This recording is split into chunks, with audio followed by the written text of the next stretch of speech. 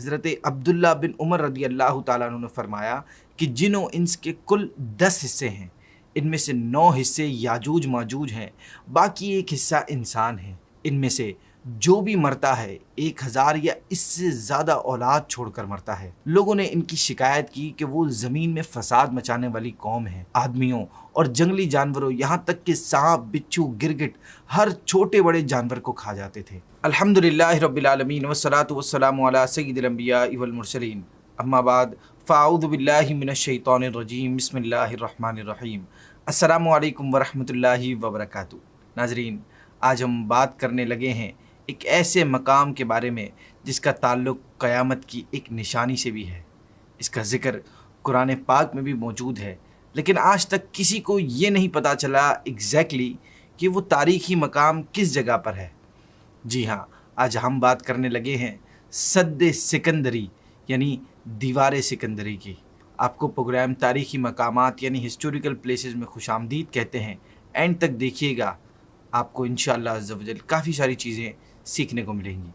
اس تاریخی مقام کی نسبت یعنی کنیکشن ذوالقرنین رضی اللہ تعالی عنہ سے ہے، کیونکہ وہ جگہ آپ نے ہی بنائی تھی اور اس کا پورا ذکر قرآن پاک میں بھی موجود ہے۔ قرآن پاک میں حضرت ذوالقرنین کا ذکر کیسے آیا اور اس دیوار کا ذکر کیسے آیا، تو اس کا ایک پورا بیک گراؤنڈ ہے۔ بیسیکلی حضرت ذوالقرنین کے بارے میں نازل ہونے والی آیات کفار کے سوالوں کے جواب میں تھیں۔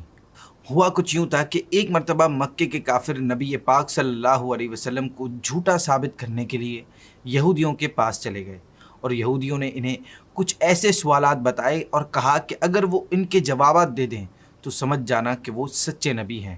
کفار مکہ بڑے خوش ہوئے کہ اب ہم معاذ اللہ نبی پاک صلی اللہ علیہ وسلم کو ناکام کر دیں گے، کیونکہ وہ یہ سمجھ رہے تھے کہ حضور صلی اللہ علیہ وسلم ان سوالوں کا جواب نہیں دے سکیں گے۔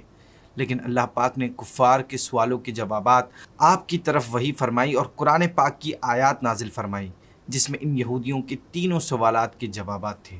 اور ان تینوں سوالوں میں سے ایک سوال حضرت ذوالقرنین رضی اللہ تعالی عنہ کے بارے میں بھی تھا، لہٰذا اللہ پاک نے قرآن پاک میں ان کے بارے میں بھی تفصیلی بتایا۔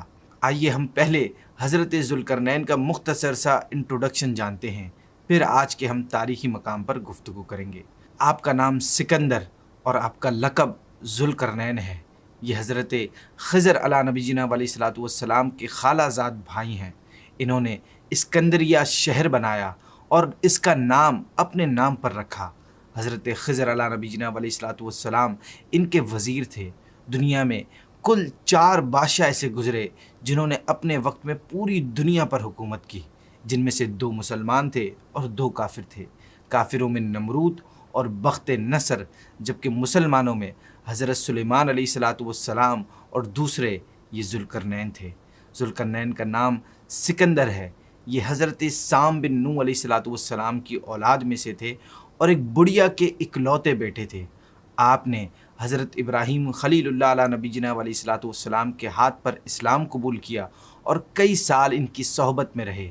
یہ نبی تو نہیں تھے، لیکن ایک نیک انسان تھے جن کو اللہ پاک نے اپنی ولایت عطا فرمائی تھی۔ قرآن مجید میں سورہ کہف میں حضرت ذوالقرنین کے 3 سفروں کا حال بیان ہوا۔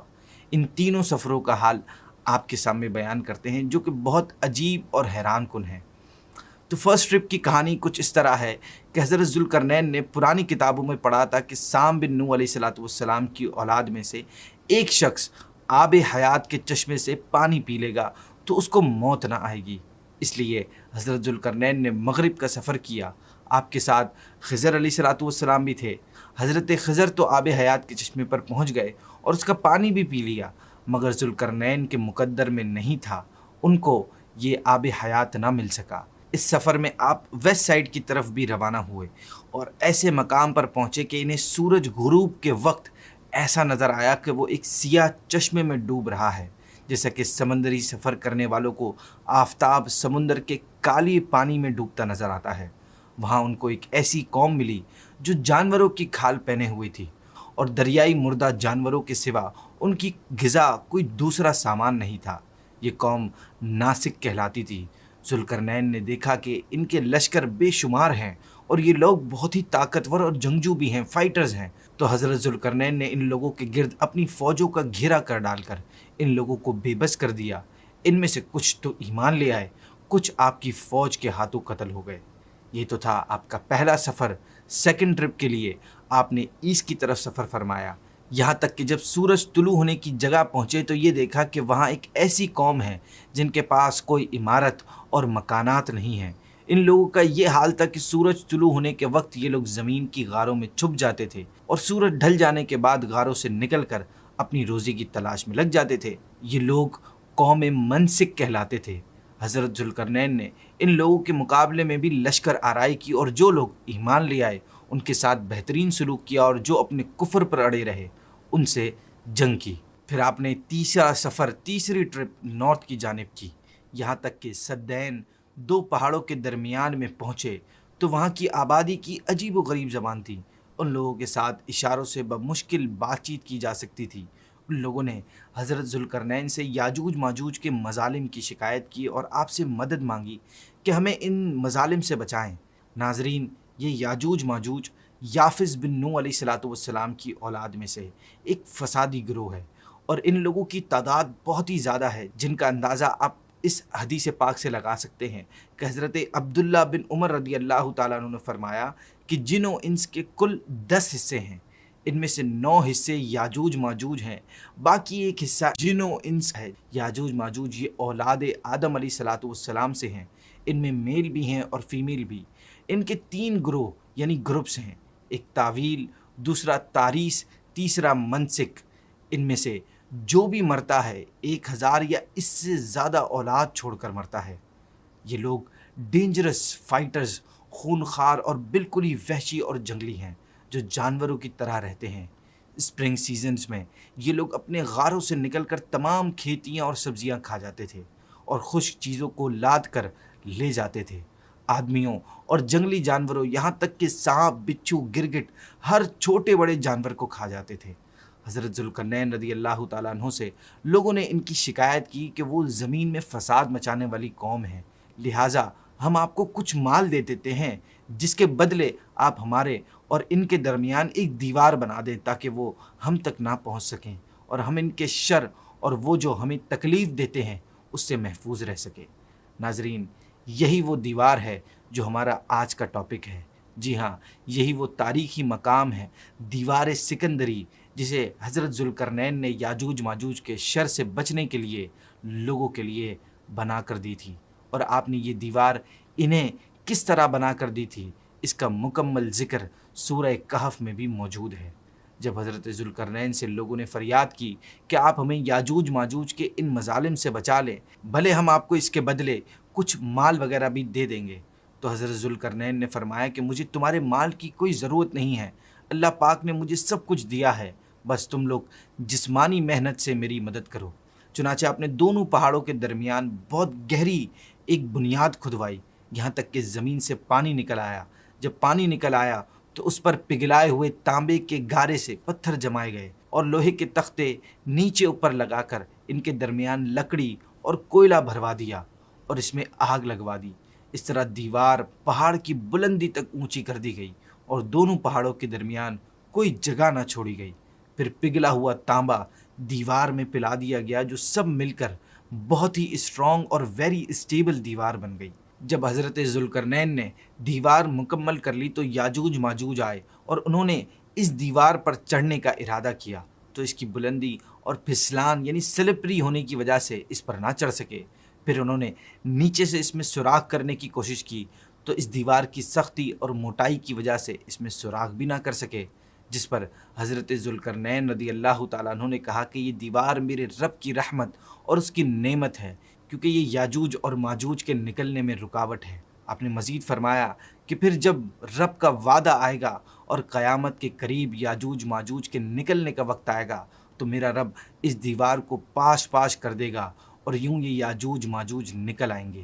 قرآن پاک میں سورہ کہف میں اس کا تذکرہ کچھ یوں ہے، وَتَرَكْنَا بَعْدَهُمْ يَوْمَئِذٍ يَمُوجُ فِي بَعْضٍ، اور اس دن ہم انہیں چھوڑ دیں گے کہ ان کا ایک گروہ دوسرے پر سیلاب کی طرح آئے گا۔ یعنی جب دیوار ٹوٹ جائے گی تو اس دن ہم یاجوج ماجوج کو اس طرح چھوڑ دیں گے کہ ان کا ایک گروہ دوسرے پر اس طرح آئے گا جس طرح پانی کی لہر ایک دوسرے پر آتی ہے، اور وہ اپنی کثیر تعداد کی وجہ سے ایک دوسرے کے ساتھ ملے ہوں گے۔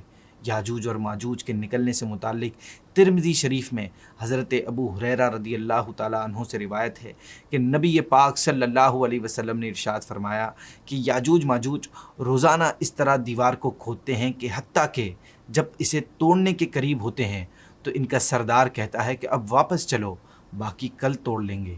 نبی پاک صلی اللہ علیہ وسلم نے فرمایا اللہ پاک اسے پہلے سے بھی بہتر کر دیتا ہے، یہاں تک کہ جب ان کی مدت پوری ہو جائے گی اور اللہ پاک انہیں لوگوں پر بھیجنا چاہے گا تو ان کا سردار کہے گا کہ واپس لوٹ جاؤ، کل انشاءاللہ تم اسے توڑ ڈالو گے۔ اس بار وہ یہ بات انشاءاللہ کے ساتھ کہے گا، لہٰذا دوسرے دن جب وہ واپس آئیں گے ویسے ہی پائیں گے جس طرح چھوڑ کر گئے تھے، اور یوں اسے توڑ کر باہر لوگوں پر نکل آئیں گے۔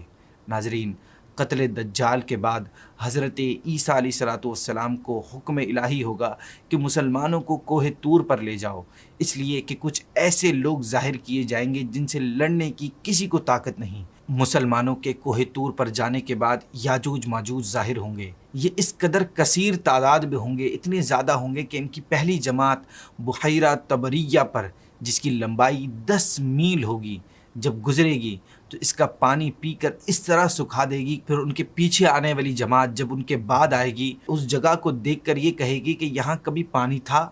پھر دنیا میں فساد، قتل و غارت سے جب فرصت پائیں گے تو کہیں گے کہ زمین والوں کو تو قتل کر لیا، آؤ اب آسمان والوں کو قتل کریں۔ یہ کہہ کر اپنا تیر آسمان کی طرف پھینکیں گے۔ خدا کی قدرت کہ ان کا تیر اوپر سے خون آلودہ ہو کر گریں گے۔ یہ اپنی انہی حرکتوں میں مشغول ہوں گے، اور وہاں پہاڑ پر حضرت عیسیٰ علیہ السلام اپنے ساتھیوں کے ساتھ ٹھہرے ہوں گے، یہاں تک کہ ان کے نزدیک گائے کے سر کی وہ اہمیت ہوگی جو آج تمہارے نزدیک 100 اشرفیوں کی نہیں۔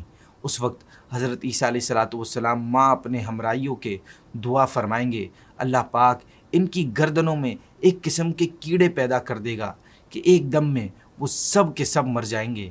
ان کے مرنے کے بعد حضرت عیسیٰ علیہ السلام پہاڑ سے اتریں گے، دیکھیں گے کہ تمام زمین ان کی لاشوں اور بدبو سے بھری پڑی ہے، ایک بالشت بھی زمین خالی نہیں۔ اس وقت حضرت عیسیٰ علیہ السلام اپنے دوسرے لوگوں کے ساتھ پھر دعا کریں گے تو اللہ پاک ایک قسم کے پرندے بھیجے گا، وہ ان کی لاشوں کو جہاں اللہ چاہے گا پھینک آئیں گے، اور ان کے جنگی سامان کو مسلمان 7 برس تک جلائیں گے۔ ناظرین، تو یہ تھا ہمارا آج کا ایپیسوڈ، ہمارا آج کا تاریخی مقام دیوار سکندری، قیامت کے قریب جہاں بہت سے فتنے پیدا ہوں گے۔ ان میں سے ایک فتنہ انہی کا ہوگا، یعنی یاجوج ماجوج کا ہوگا، کہ یہ دیوار ٹوٹ جائے گی اور یہ نکل پڑیں گے اور زمین میں تباہی مچائیں گے۔ اس کے علاوہ اور بھی بہت سارے فتنے ہوں گے، جن میں سے سب سے بڑا فتنہ دجال کا ہوگا، جس سے بچنے کے لیے ہمیں حدیث میں ہر جمعہ سورہ کہف پڑھنے کی ترغیب دی گئی ہے۔ جی ہاں، یہی سورت جس میں حضرت ذوالقرنین کا ذکر بھی ہے۔ ناظرین، اللہ پاک سے دعا کرتے ہیں کہ وہ ہمیں دجال کے فتنے سے محفوظ فرمائے، اور اس کے علاوہ جتنے بھی فتنے آئیں گے اور آنے والے ہیں ان سے ہماری حفاظت فرمائے۔ آمین۔ ہمارے پروگرام کا ناظرین وقت ختم ہوا۔